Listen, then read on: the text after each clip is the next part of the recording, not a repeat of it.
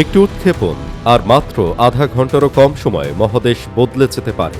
Iran দাবি করছে তাদের নতুন আন্তঃমহাদেশীয় ব্যালিস্টিক মিসাইল ম্যাজিও ঘণ্টায় 24,000 থেকে 28,000 কিলোমিটার গতিতে ছুটতে সক্ষম, যা 24 থেকে 30 মিনিটে মহাদেশ অতিক্রম করতে পারে। 15,000 কেজি ওয়ারহেড বহনের সক্ষমতা, 5,500 কিলোমিটার বেশি পাল্লা, কিছু বিশ্লেষণে সম্ভাব্য 10,000 কিলোমিটার পর্যন্ত। এগুলো শুধু সংখ্যা নয়, এগুলো সময় কমিয়ে দেওয়ার প্রযুক্তি। কারণ এই স্তরের প্রযুক্তি মানে আঘাত আসবে দ্রুত, যেখানে ভাবার সময় কম আর সিদ্ধান্ত নেওয়ার সময় আরও কম। উৎক্ষেপণের পর স্যাটেলাইট শনাক্ত করবে বুস্ট ফেজে, তারপর ground radar mid course track করবে, ইন্টারসেপ্টর প্রস্তুত হবে। কিন্তু যদি পুরো যাত্রাপথ 24 থেকে 30 মিনিটে শেষ হয়, তাহলে সিদ্ধান্ত নেওয়ার সময় কত? 5 মিনিট, 7 মিনিট? একটি ভুল সিদ্ধান্ত আর তার ফল হতে পারে অপ্রত্যাশিত। আন্তঃমহাদেশীয় ব্যালিস্টিক মিসাইল সাধারণত 3 ধাপে কাজ করে: বুস্ট, মিড কোর্স, রি এন্ট্রি। মিড কোর্সে এটি পৃথিবীর বায়ুমণ্ডলের বাইরে গিয়ে ব্যালিস্টিক পথে অগ্রসর হয়। এই উচ্চতা ও গতি বিশেষ করে 24,000 কিলোমিটার পার ঘন্টা বা তার বেশি, যা প্রতিরক্ষা ব্যবস্থার জন্য চ্যালেঞ্জ তৈরি করে।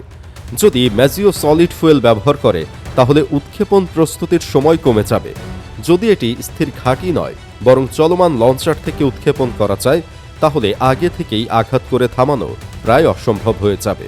আর যদি এটি শেষ মুহূর্তে পথ বদলাতে পারে বা ভুয়া লক্ষ্য ছুড়ে রাডারকে বিভ্রান্ত করে, তাহলে এটিকে ঠেকানো আরও জটিল হবে। ইরান এতদিন স্বল্প ও মাঝারি পাল্লার মিসাইল ব্যবহার করেছে। পাল্লা সীমিত, কিন্তু প্রভাব সীমিত ছিল না। ইসরায়েলের আকাশ আয়রন ডোম, ডেভিড স্লিং অ্যারো সিস্টেম দ্বারা বহুস্তরীয় সুরক্ষায় ঢাকা। মার্কিন ঘাঁটিতেও আছে প্যাট্রিয়ট, থার্ড এজিস। তবুও মাঝারি পাল্লার মিসাইলগুলো শুধু সতর্কতা তৈরি করেনি, সুরক্ষা বলয় ভেদ করে আঘাতও এনেছে। অর্থাৎ সীমিত পাল্লার মিসাইল দিয়েই দেখানো হয়েছে বহুস্তরীয় সুরক্ষা অপ্রবেশযোগ্য নয়। 15,000 কেজি ওয়ারহেড মানে এটি শুধু প্রদর্শনীয় অস্ত্র নয়, এটি কৌশলগত আঘাতে পারদর্শী। এই দীর্ঘ পাল্লার সক্ষমতা সাধারণত নিউক্লিয়ার ডক্ট্রিনের সঙ্গে সম্পর্কিত, যদিও নির্দিষ্ট ওয়ারহেড টাইপ নিশ্চিত নয়। এখানে গুরুত্বপূর্ণ বিষয় সেকেন্ড স্ট্রাইক ক্যাপাবিলিটি, অর্থাৎ কেউ আগে আঘাত করলেও জবাব দেওয়া সম্ভব হবে। সলিড ফুয়েল ব্যবহারে দ্রুত ছোড়া যাবে এবং মোবাইল লঞ্চার দিয়ে দিক পরিবর্তন করে ধোঁকা দেওয়া সম্ভব। দীর্ঘ পাল্লা থাকলে দূর থেকেও আঘাত আনা যায়। বার্তাটা স্পষ্ট, প্রথম আঘাতে শেষ করা যাবে না। এখানে প্রশ্নটা বদলে যায়।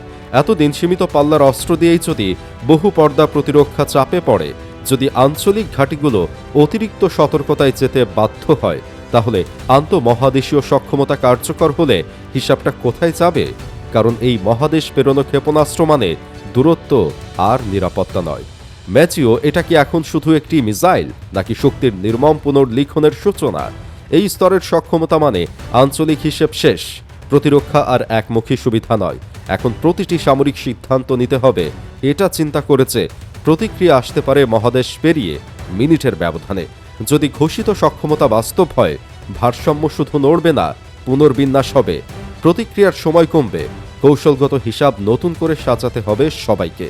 কারণ সীমিত পাল্লার প্ল্যাটফর্মেই যখন আঞ্চলিক সমীকরণ কেঁপেছে, তখন আন্তঃমহাদেশীয় সক্ষমতা যুক্ত হলে প্রতিরোধ সীমান্তে আটকে থাকবে না।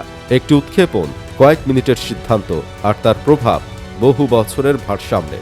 তখন প্রশ্ন থাকবে না যে কত দূরে যেতে পারে, প্রশ্ন হবে নতুন সমীকরণে কে নিয়ন্ত্রণে, আর সর্বশেষ শক্তির খেলায় নিয়ম কে লিখবে।